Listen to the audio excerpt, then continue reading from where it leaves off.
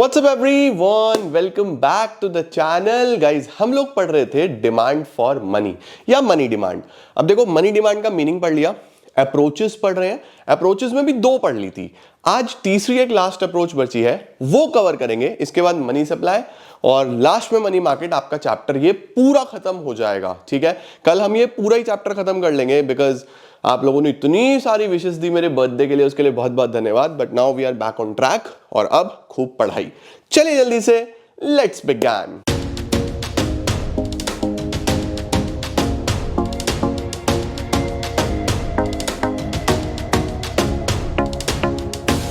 बेटा जी, दो अप्रोच आप ऑलरेडी पढ़ चुके हो, आज तीसरी अप्रोच आपको पढ़नी है। ठीक है इसका नाम क्या है? The Keynesian theory of demand for money. ठीक है, और कीनेसियन थ्योरी बहुत इंपॉर्टेंट है क्योंकि कीन्स ने दिया है भाई। कीन्स तो बहुत बड़ी चीज है, मतलब बहुत ज्यादा थ्योरीज आपकी क्लास 11-12 में। एडीएस की भी बात करूं क्लास 12 मैक्रो में, तो बहुत बड़ा कंट्रीब्यूशन कीन्स का रहा है। तो मैक्रो इकोनॉमिक थ्योरीज में ना कीन्स का बहुत बड़ा कंट्रीब्यूशन है। तो देखो जरा कीनेसियन थ्योरी में क्या है। देखो बोल रहा है, इसका जो दूसरा नाम है वो है सबसे पहले लिक्विडिटी प्रेफरेंस थ्योरी। यानी कि लिक्विडिटी का मतलब सिंपल यही होता है ना यार, कि कितना कैश तुम्हारे पास होना चाहिए, कितना लिक्विड होना चाहिए। तो क्यों लोग उसको प्रेफरेंस देते हैं, और उसकी तीन इसने बातें बताई हैं जो बहुत इंपॉर्टेंट है। बस वो तीनों पढ़नी है और सारा कॉन्सेप्ट एकदम क्लियर। ठीक है, देखो क्या बोल रहा है। Liquidity preference, a term that was coined by John Maynard Keynes in his masterpiece The General Theory of Employment, Interest and Money 1936। ये किताब भी याद रख लेना भाई, वैसे चांसेस कम रहते हैं बट पता होना चाहिए कि लिक्विडिटी प्रेफरेंस की बात करी किसने करी? जेएम कीन्स ने।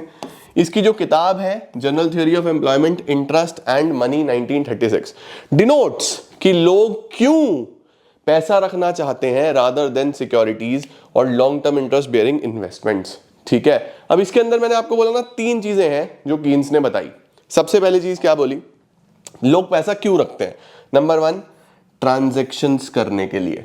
भाई आपको कुछ भी करना है तो बॉन्ड से या सिक्योरिटी से तो नहीं हो पाएगा ना। अगर मेरे पास कुछ सिक्योरिटीज हैं और मुझे कुछ सामान खरीदना है तो उसके अंदर परचेजिंग पावर नहीं है। परचेजिंग पावर पैसे में है, मनी में है। तो जो काम मनी करेगा वो मनी करेगा ना बेटा, और तो कुछ करेगा नहीं। तो सबसे पहले ट्रांजैक्शन मोटिव जो है ना वो बहुत इंपॉर्टेंट होता है। इसको डिटेल में पढ़ेंगे, चिंता मत करो। दूसरा, प्रिकॉशनरी मोटिव। प्रिकॉशनरी का मतलब होता है for contingency, as a precaution. Safety के लिए लोग रखते हैं ना पैसा, कि भाई कल को किसी भी अनसर्टेन चीज के लिए पैसे की जरूरत पड़ गई, फिर मैं क्या करूंगा? एकदम से तो सिक्योरिटी में अगर होल्ड करूंगा तो बिकेगी भी नहीं। ये हो गया इंपॉर्टेंट चीज। तीसरा होता है बच्चों स्पेकुलेटिव मोटिव।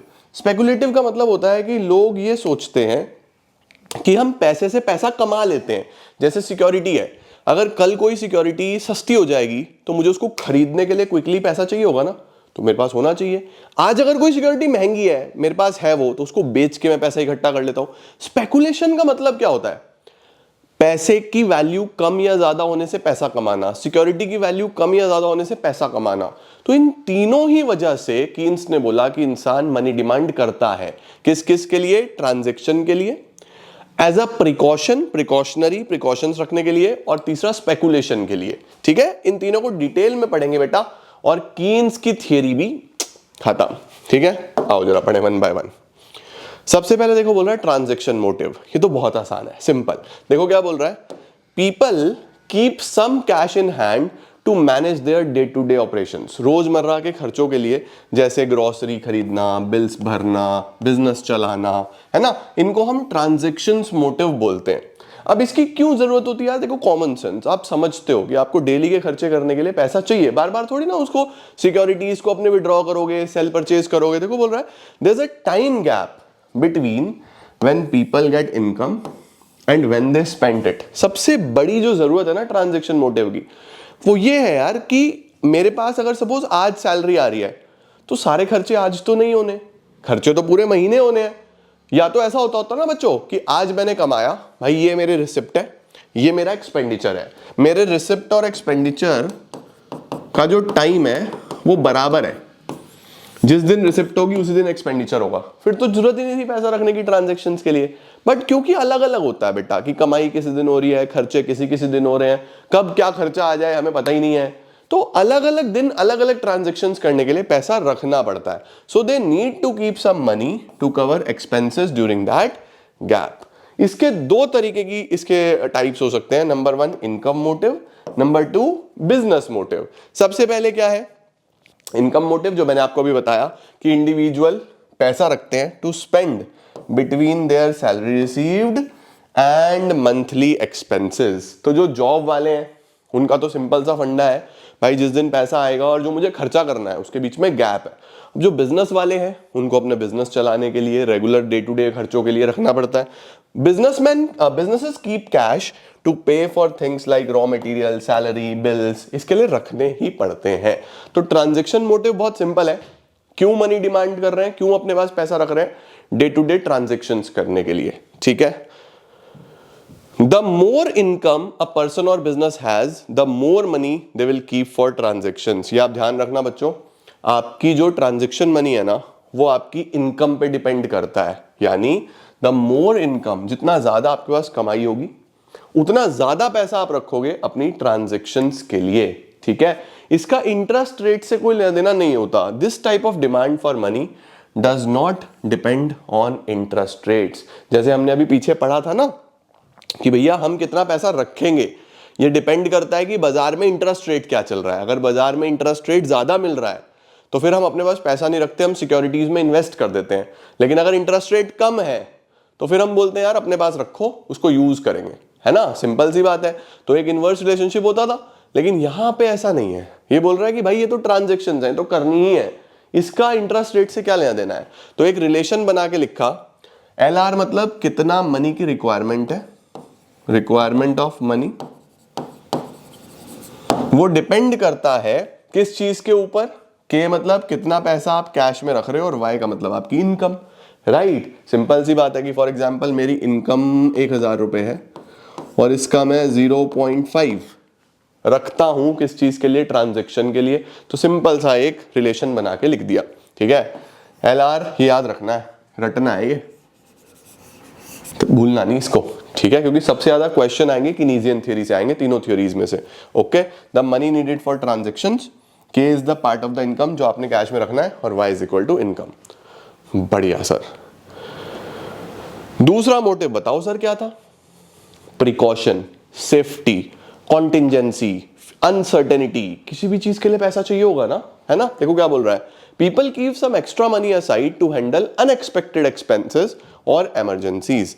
इसको बोलते हैं प्रिकॉशनरी मोटिव। जैसे सर, जैसे कोई बीमार हो जाए, मेडिकल इमरजेंसी, नौकरी चली जाए, घर कैसे चलेगा, घर के रोज के खर्चे तो करने पड़ेंगे, है ना। तो ट्रांजैक्शन मनी के लिए पैसा चाहिए था, बट अगर इमरजेंसी हो गई, पैसा हुआ ही नहीं मेरे पास, फिर क्या करूंगा। वहां तो इनकम पे डिपेंड कर रहा था ना, इनकम रुक गई फिर तो ये होना चाहिए ना मेरे पास। तो job loss, sudden travel, business delay या लॉसेस। तो इंडिविजुअल्स हो या बिजनेस हो, दोनों को ही इस पर्टिकुलर प्रिकॉशन के तौर पे पैसा रखना पड़ता है। ठीक है बच्चों, इसको बोलते हैं प्रिकॉशनरी मोटिव, कि कुछ भी अनएक्सपेक्टेड हो गया तो क्या होगा। और तीसरा जो सबसे इंपॉर्टेंट है बच्चों, वो ये, इसमें सबसे ज्यादा समय लगता है। दो तो बहुत आसान है, ये समझने वाली चीज है, यहां पे नंबर बनेंगे, क्वेश्चन बनेगा यहां से। देखो जरा, स्पेकुलेटिव का क्या मतलब है।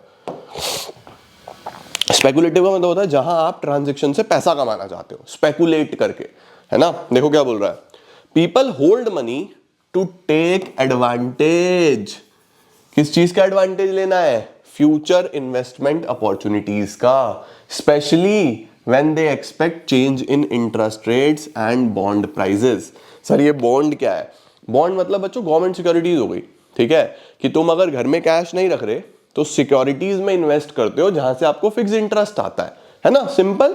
ओके, तो वो बॉन्ड्स हैं कि भाई मैं घर में पैसा नहीं रख रहा, मैं उससे कुछ सिक्योरिटी खरीद रहा हूं जिससे मुझे फिक्स्ड इंटरेस्ट आएगा, फिक्स्ड इनकम होगी। तो कैश में तो कोई फिक्स्ड इनकम नहीं हो रही ना, राइट। अब अगर बाजार में उस बॉन्ड का इंटरेस्ट चेंज होता है या उस बॉन्ड का प्राइस चेंज होता है तो वहां से हमें कमाई होती है, समझे। क्योंकि बॉन्ड पे ना दो प्रकार की इनकम है। पहली इनकम है कि ब्याज कितना आ रहा है उस पे, दूसरी इनकम है कि उसकी वैल्यू। सपोज मैंने 1000 का बॉन्ड खरीदा और कल वो 1200 का हो गया तो मुझे 200 की वो भी फायदा है, जिसको हम कैपिटल गेन बोलते हैं, समझे। तो दो प्रकार के फायदे होते हैं। This is called speculative motive. ठीक है, देखो क्या बोल रहा है, money gives no return. Money तो भाई मेरी जेब में 500 रुपए तो 500 ही रहेंगे, लेकिन बॉन्ड हमें एक तो इंटरेस्ट इनकम देता है, दूसरा कैपिटल गेन देता है अगर बॉन्ड का प्राइस बढ़ जाता है, याद रखना, ठीक है। However bond prices and interest rates moves in opposite direction. सावधान इंडिया सवाल, दिमाग में ये फिट करो लाइन इसे समझा भी रहा हूं बट फिट भी कर लो क्योंकि इस पे सब कुछ टिका हुआ है। बोल रहा है कि जो बॉन्ड का प्राइस है ना और जो इंटरेस्ट रेट है वो हमेशा अपोजिट डायरेक्शन में चलेगा। सर इसका मतलब अगर हाई इंटरेस्ट रेट है तो बॉन्ड का प्राइस कम हो जाता है। सर ऐसा क्यों? देखो ऐसा ऐसे, सपोज मेरे पास कोई बॉन्ड है 1000 रुपए का, ये है बॉन्ड प्राइस बीपी 1000 रुपए, और इसका जो इंटरेस्ट है वो है सपोज 6%। वो कितना है? 6%, ठीक है। अब सरकार क्या करती है बच्चों, इस पे तो जीवन भर 6% ही ब्याज मिलना है। अब सरकार बहुत सारे बॉन्ड इशू करती है, कोई आज करा, कोई 6 महीने बाद करा, कोई 8 महीने बाद करा, क्योंकि गवर्नमेंट को तो पैसे की जरूरत पड़ती रहती है, तो वो गवर्नमेंट सिक्योरिटी इशू करती रहती है कि जनता सिक्योरिटी खरीदेगी, हमारे पास पैसा आ जाएगा, राइट। अब गवर्नमेंट ने जो नए बॉन्ड इशू करे, अब सपोज नए बॉन्ड इशू कर दिए 8% के इंटरेस्ट पे, 8% के इंटरेस्ट पे। अब मुझे एक बात बताओ, जब न्यू बॉन्ड्स पे 8% का इंटरेस्ट आ रहा है तो 6% का इंटरेस्ट वाला बॉन्ड कौन ही खरीदेगा भाई? बेसिक कैलकुलेशन, बेसिक मैथ तो सबको आता है कि यहां पे 6% की कमाई होगी, यहां 8% की कमाई होगी। अगर इस बॉन्ड को खरीदूंगा तो 2% का घाटा है, घाटा है या नहीं है? तो लोग बोलते हैं हमें ये वाला बॉन्ड नहीं चाहिए भाई, हमें ये वाला बॉन्ड नहीं चाहिए। अब एक बात बताओ बच्चों, सिंपल सी कैलकुलेशन लगाओ, अगर मैं ये बोल दूं कि भैया आपको ये बॉन्ड मैं सस्ता करके दूंगा, 1000 का नहीं 600 का दूंगा,